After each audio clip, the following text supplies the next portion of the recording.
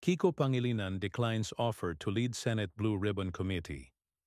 Tumanggi si Senator Kiko Pangilinan na pamunuan ang Senate Blue Ribbon Committee matapos magbitiw si Senate President Pro Tempore Panfilo Ping Lacson bilang chairman nito.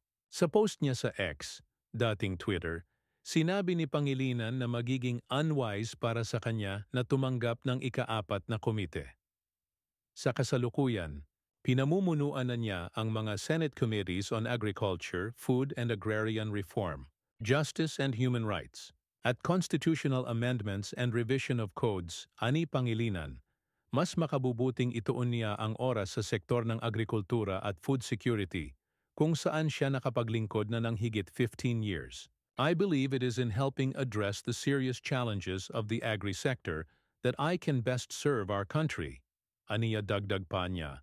Umaasa sana siyang babawiin ni Lacson ang pagbibitiw. Ngunit iginiit niyang nirerespeto ang naging desisyon nito